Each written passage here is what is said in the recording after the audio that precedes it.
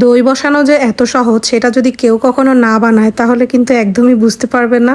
বাসায় আজকে আমি টক মিষ্টি দইটা বানিয়েছিলাম আর ভাবলাম তাই আপনাদের সাথে একটু শেয়ার করি। হ্যালো এভরিওয়ান, আসসালামু আলাইকুম, কেমন আছেন সবাই? টক মিষ্টির এই দইটা আমি সবসময় খুব পছন্দ করি, তো আজকে ভাবলাম যে নিজের হাতে এই দইটা আমি বানিয়ে খাবো। আমি এখানে যতটুক দুধ দিয়ে দই বানাবো তাই জাল করতে দিচ্ছি। আর এখানে আমি 1.5 কেজি পরিমাণের দুধ দিয়েছি, তার মধ্যে যতটুক মিষ্টি দরকার আর কি, যার যার স্বাদ অনুযায়ী আমি ওইভাবেই মিষ্টিটা দিয়েছি। চিনি দিয়ে দেওয়ার পরে তারপরে আমি দুধটাকে ভালো করে জাল দিয়ে নিচ্ছিলাম। এখানে আমি পানিও দিয়েছি, আর পানিটা যতটুক সময় টানবে ততটুকুই আমি জাল দিব।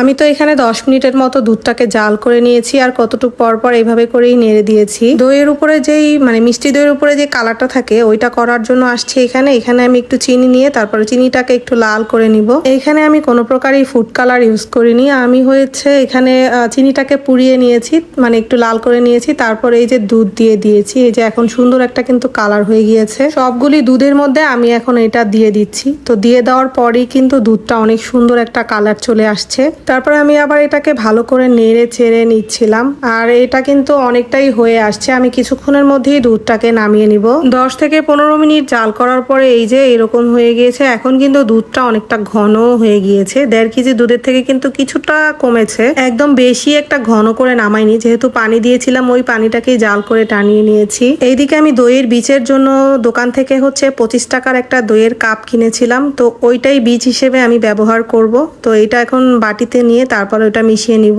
দুধটা যখন হালকা ঠান্ডা হয়ে আসবে, একদম গরম অবস্থায় না, আমি একটু যখন হালকা ঠান্ডা হয়ে আসছে তখন এই দইটাকে আমি মিশিয়ে নিচ্ছিলাম, যেটা বাজার থেকে কিনে আনছি। তবে দইয়ের এই বীজ ছাড়া কিভাবে দই বসানো যায় এটা আমার জানা নাই, আসলে এটা আমি একদমই জানি না। কেউ যদি জেনে থাকেন অবশ্যই জানাবেন। দুধের সাথে ভালো করে মিশিয়ে তারপরে আমি পুরো দুধটার মধ্যেই এই বীজটাকে এখন দিয়ে দিচ্ছি, দিয়ে আবার এই দুধটাকে ভালো করে মিশিয়ে নিচ্ছি। দই কিন্তু যে কোনো পাত্রেই বসানো যায়, বিশেষ করে গ্লাসের দইগুলি অনেক বেশি ভালো হয়, খুব ভালো বসে। আমি আজকে এখানে কয়েকটা শেপের বাটিতে দই বসিয়েছি। এখানে প্রথমেই আমি একটা গোল বাটি নিয়েছি, তারপর একটা ছোট্ট একটা চায়ের কাপ নিয়েছি। সবগুলোতে আমি একটা একটা করে বসিয়ে আজকে দেখাবো। আর এখানে যেই কাপটা আমি বাজার থেকে কিনে আনছিলাম ওইটাতেও একটু বসিয়ে দিচ্ছি কেমন হবে দেখার জন্য। তারপরে এখানে ছোট্ট একটা বাটি নিয়েছি, সবকিছুতে ঢেলে নেওয়ার পরে তারপরে আমি এইখানে এগুলিকে ভালো করে ঢেকে দিচ্ছিলাম। যেহেতু আমার কাছে ফয়েল পেপার ছিল না, আমি প্রত্যেকটা বাটি ফ্রিজ দিয়ে ঢেকে দিচ্ছিলাম। আর এখানে আমি একটা কম্বল নিয়েছি, এই কম্বলের মধ্যেই দইটা বসতে দিব।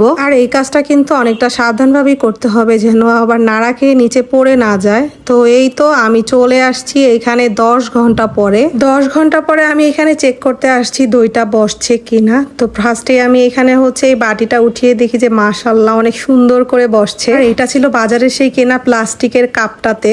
তারপরে এখানে দেখাচ্ছি সেই চায়ের কাপে সুন্দর করে কিন্তু দইগুলি বসেছে। এরপরে যে ছোট্ট বাটিটাতে বসিয়েছিলাম ওইটাও কিন্তু খুব সুন্দর করেই বসেছে। মিষ্টি দই বা টক দই বসানো খুব একটা কষ্টের কাজ না, কিন্তু খুব সহজে এটা কিন্তু তৈরি করে খাওয়া যায় বাসায়। প্রথমে আমি কাপের যে দইটা ওইটা আমি আম্মুকে দিচ্ছিলাম টেস্ট করার জন্য যে কেমন হয়েছে। তো আম্মু খেয়ে বললো যে ভালোই হয়েছে। তো খেতে আপনারাও চাইলে কিন্তু এইভাবে খুব সহজে বাসায় কিন্তু দই বানিয়ে খেতে পারেন। আমি এখানে ছোট কাপের দইটা দেখাচ্ছি, এটা দেখেন এইভাবে কাট করলেও কিন্তু দইটা পড়ে যাচ্ছে না, তার এটা খুব সুন্দর করে কিন্তু বসেছে। তো ভিডিওটা এই পর্যন্তই। যদি ভালো লেগে থাকে একটা লাইক কমেন্ট আর শেয়ার করে দিবেন। দেখা হচ্ছে নেক্সট ভিডিওতে। সবাই ভালো থাকবেন, সুস্থ থাকবেন। আল্লাহ হাফেজ।